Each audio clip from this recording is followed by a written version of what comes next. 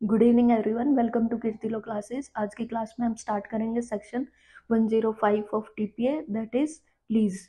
तो what is lease? तो एक राइट क्रिएट किया जाता है इमूवेबल प्रॉपर्टी में to enjoy such property for certain time, and वो टाइम पीरियड कैसा होना चाहिए? एक्सप्रेसली और इम्प्लाइडली एक्सप्रेस होना चाहिए या डिफाइंड होना चाहिए in the lease deed, and for time period of perpetuity, मतलब इनफाइनाइट पीरियड के लिए भी लीज हो सकती है। For consideration of for price, और वो प्राइस किसको पेड किया जाएगा? To transferor by transferee on such terms as accepted, मतलब जो भी टर्म्स कंडीशन एक्सेप्ट की जाएंगी उन टर्म्स एंड कंडीशन पे इमूवेबल प्रॉपर्टी में एक राइट क्रिएट किया जाएगा फॉर सर्टेन टाइम पीरियड, जो कि टाइम पीरियड एक्सप्रेसली और इम्प्लाइडली डिफाइन होना चाहिए। और परपेचुटी टाइम पीरियड के लिए भी जो है वो लीज क्रिएट की जा सकती है, और वो फॉर कंसिडरेशन फॉर प्राइस होना चाहिए। और जो ट्रांसफरर होगा वो उसमें कौन होगा? उसको हम क्या कह सकते हैं? लेसर कह सकते हैं। जो ट्रांसफरी होगा वो क्या होगा? लेसी होगा।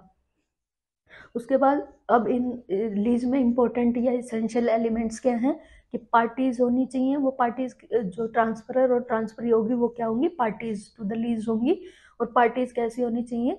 जो कि कंपिटेंट टू कॉन्ट्रैक्ट हो, वही जो है लीज की जो डीड है वो क्रिएट की कर सकते हैं। उसके बाद जो सब्जेक्ट मैटर है वो सिर्फ इमूवेबल प्रॉपर्टी हो सकती है, मूवेबल प्रॉपर्टी को हम लीज पे नहीं दे सकते। उसके बाद जो ड्यूरेशन है वो प्रेजेंट में भी हो सकता है और फ्यूचर में भी हो सकता है। कैसे कि हम बोल देते हैं कि जैसे आज अगर 24 ऑफ नवंबर है तो 24 ऑफ नवंबर 2024 को लीज क्रिएट की गई है, वो ये क्या है? प्रेजेंट है। और फ्यूचर में कैसे हो सकती है कि जैसे 1 जनवरी 2025 से जो है वो लीज क्रिएट की, ये तो ये क्या है? फ्यूचर है कि 1 जनवरी 2025 को जो है वो प्रॉपर्टी जो है वो लीज पे चली जाएगी, तो ये क्या होगी? फ्यूचर होगी। ड्यूरेशन क्या हो गया? फ्यूचर में हो गया। उसके बाद जो इसमें डेट होगी, डेट जो जिस डेट पे लीज जो क्रिएट की गई है और जिस डेट पे लीज एंड होगी, तो वो दोनों क्या है? फिक्स्ड होनी चाहिए, और वो जो है लीज में डिफाइंड होनी चाहिए। उसके बाद जो डेट होगी, कमेंसमेंट डेट जो होगी वो क्या होगी?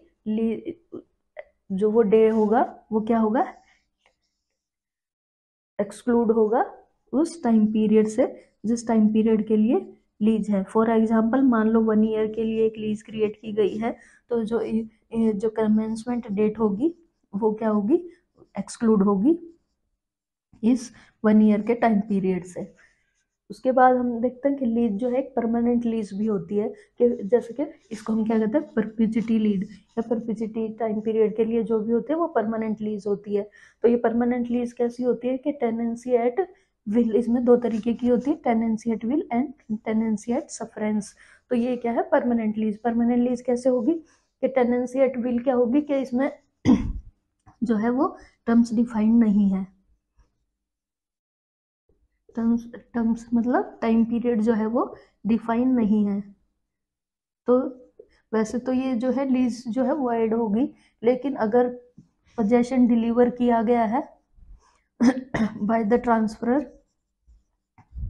तो वो क्या होगी? Tenancy at will. तो जब तक जो टेनेंट है वो, जब तक टेनेंट जो है रेंट पे करता रहेगा वो लीज जो है वो कंटिन्यू रहेगी। इसलिए इसको हम क्या कहते हैं? टेनेंसी एट, सॉरी, इस टेनेंसी एट विल, और ये क्या है? परमानेंट लीज है।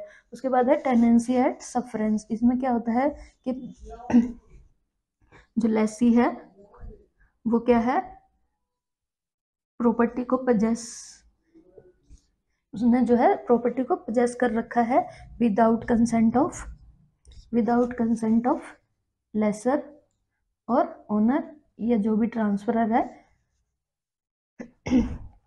विदाउट कंडीशन जो है वो, सॉरी, विदाउट परमिशन या विदाउट कंसेंट जो है वो पजेस कर रखा है प्रॉपर्टी को, जो कि प्रॉपर्टी पहले लीज में दी गई थी। और तो उसका टाइम पीरियड जो है वो एंड हो गया है, लेकिन फिर भी जो है लेसी उस प्रॉपर्टी के पोजेशन में है, तो इसको हम कहते हैं tenancy at सफरेंस।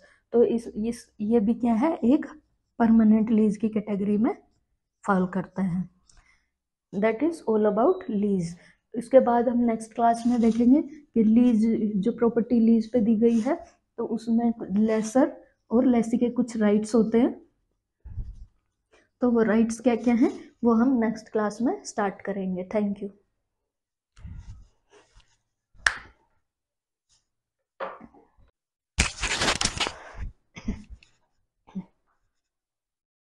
Good evening everyone, welcome to Kirti law classes. आज की क्लास में हम स्टार्ट करेंगे section 108 of TPA, that is rights and liabilities of the lessor and lessee. Last class में हमने जो है लीज पढ़ा था, तो अगर आपको वो वीडियो देखनी है तो आप इस वीडियो के डिस्क्रिप्शन में उस वीडियो का लिंक देख सकते हैं।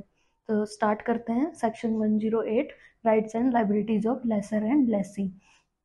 तो जो rights and liabilities of lessor and lessee section 108 जो है वो दो पार्ट्स में डिवाइड किया गया है, part A and part B. तो पार्ट ए में जो है rights and liabilities of lessor बताई गई है, और पार्ट बी में rights and liabilities of the lessee बताई गई है। तो राइट्स ऑफ लेसर क्या है, receive rent, recover property and compensation. ये जो राइट्स है ये बेसिक राइट्स हैं, ऑब्वियस राइट्स हैं कि जो लेसर जो है वो कौन है, वो ट्रांसफरर है, तो वो जो है रेंट रिसीव कर सकता है, और जब लीज खत्म हो जाएगी तो वो प्रॉपर्टी रिकवर कर सकता है, और अगर कोई भी लॉस है, डिस्ट्रॉयड है प्रॉपर्टी को, तो लेसर से वो कंपनसेशन भी जो है क्लेम कर सकता है। ये जो है बेसिक राइट्स है, इसलिए सेक्शन 108 में जो है ये डिफाइन नहीं किए गए हैं। उसके बाद लाइबिलिटीज है। लेसर की लाइबिलिटीज सेक्शन क्लोज ए में है, डिस्क्लोजर ऑफ मटेरियल डिफेक्ट्स। अगर प्रॉपर्टी में कोई भी डिफेक्ट है, मटेरियल डिफेक्ट है, जिससे कि जो लेसी है उसको लॉस हो सकता है, तो इस टाइप का अगर कोई मटेरियल डिफेक्ट है प्रॉपर्टी में, तो वो जो है डिस्क्लोज करना पड़ेगा किसको, लेसर को। कौन किसको करेगा, लेसी को। उसके बाद डिलीवरी ऑफ पोजेशन, जैसे ही लीज जो है वो एग्जीक्यूट होती है, लीज एग्रीमेंट या लीज जो है वो लीज डीड जो है एग्जीक्यूट होती है, तो लेसर को जो है वो पोजेशन डिलीवर करना पड़ेगा लेसी को। देन पीसफुल इंजॉयमेंट, जो लेसर है वो क्या है, पीसफुल इंजॉयमेंट, कि कोई इंटरफेयर नहीं करेगा ताकि जो लेसी है वो प्रॉपर्टी को पीसफुली इंजॉय कर सके। तो these are rights and liabilities of the lessor. Then part B में जो है rights of the lessor and liabilities of the rights of the lessee and liabilities of the lessee define की गई है। तो सी, जो सबसेक्शन सी है वो क्या है, क्वाइट पोजेशन, के जो लेसी है उसके पास राइट है to possess the property quietly. There should be no interference in enjoying the property by the lessor. Then necessary repairs, अगर कोई भी रिक्वायरमेंट है प्रॉपर्टी में नेसेसरी रिपेयरमेंट के लिए, तो जो लेसी है वो क्या है, नेसेसरी रिपेयर कर सकता है। और रिमूव अटैचमेंट, अगर while continuing in the lease, अगर कोई भी टूल या कोई भी मशीन जो है उसने लेसी ने प्रॉपर्टी में इनबिल्ड की हैं या अटैच की हैं, तो लीज जो है ख़त्म होने के बाद, एंड होने के बाद क्या होगा, वो अपनी जो टूल्स है या मशीन है या जो भी अटैचमेंट किया है वो क्या है, रिमूव कर सकता है लेसी। उसके बाद राइट टू सब लीज, अगर लीज में एक्सप्रेसली डिफाइन नहीं किया गया, अगर एक्सप्रेसली जो है प्रिवेंट नहीं किया गया है कि वो सबलीज नहीं कर सकता लेसी, तो क्या है, जो लेसी है वो सबलीज कर सकता है पूरी प्रॉपर्टी को, या किसी भी प्रॉपर्टी के किसी भी पार्ट को जो है वो सबलीज कर सकता है लेसी। देन लाइबिलिटीज बताई गई है। लाइबिलिटीज हैं सेक्शन 108 में लेसी की, वो क्या है, पेमेंट ऑफ रेंट, ऑब्वियस है कि जो रेंट है वो पे करना पड़ेगा लेसी को। यूज ऑफ प्रॉपर्टी, जो जिस पर्पज के लिए प्रॉपर्टी यूज करने के लिए दी गई है वो जो है उसी तरीके से प्रॉपर्टी जो है यूज होनी चाहिए by the lessee. Restoration of property, अगर property at the lease of the end, जो लेसी है उसको प्रॉपर्टी जो है वो रिस्टोर करनी पड़ेगी, जो भी उसकी प्रॉपर्टी की ओरिजिनल कंडीशन थी लीज से पहले, तो वैसी ही कंडीशन रिस्टोर करनी पड़ेगी प्रॉपर्टी की, किसको, लेसी को। देन एनक्रोचमेंट, अगर कोई भी थर्ड पार्टी है वो एनक्रोचमेंट करती है प्रॉपर्टी पे, या थर्ड पार्टी का कोई क्लेम आता है, तो वो जो इंफॉर्मेशन है वो लीज लेसी को, लेसर को देनी पड़ेगी। नो परमानेंट अल्टरेशन, जो लेसी है वो परमानेंट अल्टरेशन जो है प्रॉपर्टी में नहीं कर सकता है। इसके बाद कुछ कुछ और भी सबसेक्शंस हैं जिसमें जो है लेसर और लेसी के राइट हैं, लेकिन वो क्या है, बाय डिफॉल्ट है या फिर बाय लॉ है या किसी और तरीके से है। जैसे एक्सेशन, अगर नेचुरल प्रोसेस से प्रॉपर्टी में कोई भी एक्सेशन होता है आफ्टर लीज, तो इस पर किसका राइट होगा, इस एक्सेशन से जो भी बेनिफिट हो रहा है उससे बेनिफिट जो भी होगा उस पर राइट होगा लेसी का।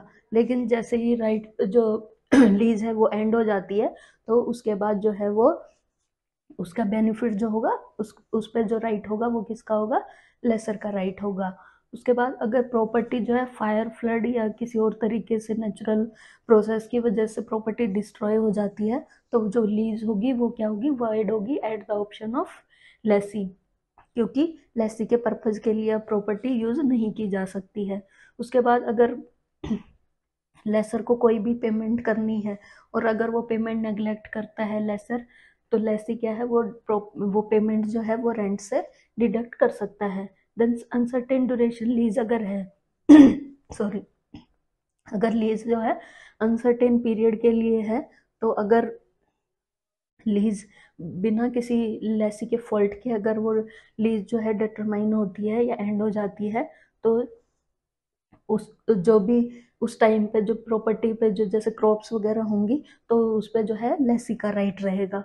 If the lessor bound lessee notice, अगर कोई भी पेमेंट है या किसी भी तरीके से उस प्रॉपर्टी पे जो है, जो लेसर है वो बाउंड है उस प्रॉपर्टी से रिलेटेड किसी भी पेमेंट के लिए या किसी और रीजन से, तो जो लेसी है वो जो लेसर है वो लेसी को जो है नोटिस देगा regarding lessor's boundation on determination of lease, possession of lease by lessor by lessee. अगर लीज जो है वो डिटरमाइन होती है, एंड होती है, तो जो लेसर है वो क्या है, पोजेशन ले सकता है बाय द लेसी।